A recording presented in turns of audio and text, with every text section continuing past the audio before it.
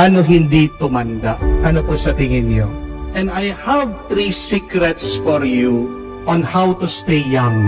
Ano yung 3 sangkap para hindi ka tumanda? Number 1, speak honestly. Napansin niyo po yung mga bata, hindi sinungaling. Sinasabi nilang diretsyo. Pag hindi masarap, hindi masarap.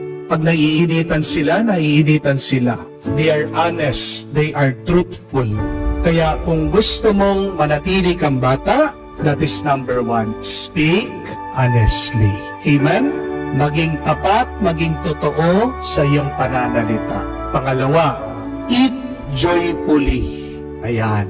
Napansin niyo po yung mga bata, pag kumakain, masaya.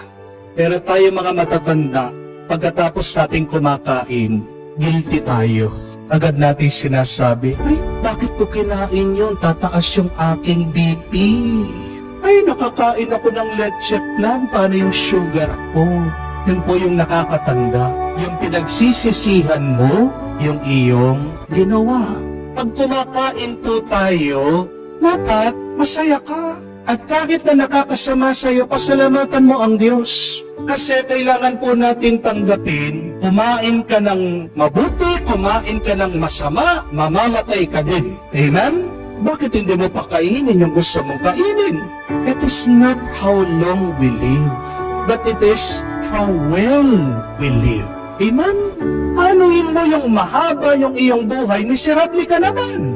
Kahit na maiksi ang iyong buhay, pag nakaharap mo ang Diyos, anong sasabihin mo sa Kanya? Panginoon, bakit naman ang hirap-hirap ng buhay na pinagkaloob mo sa akin?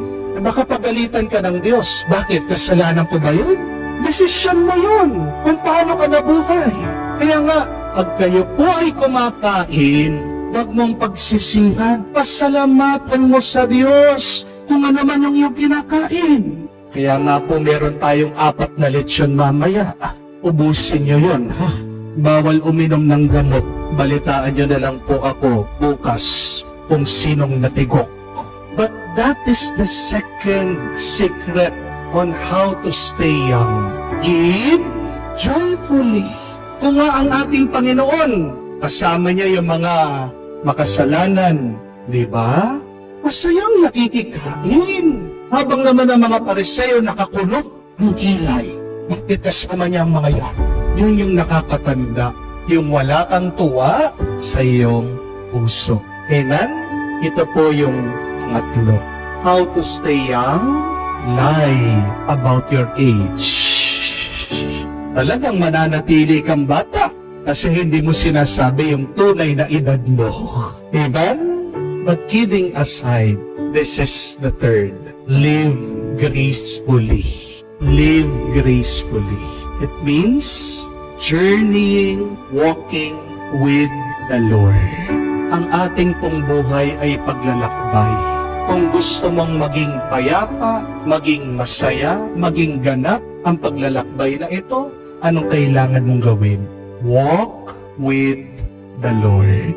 That is what it means to live gracefully. When you live sinfully, it means you are journeying without God. Amen? So my question to you is, do you speak honestly? Do you eat joyfully? Do you live gracefully? Do these 3 things. I tell you, you will not only look young, but you will also feel young. Amen?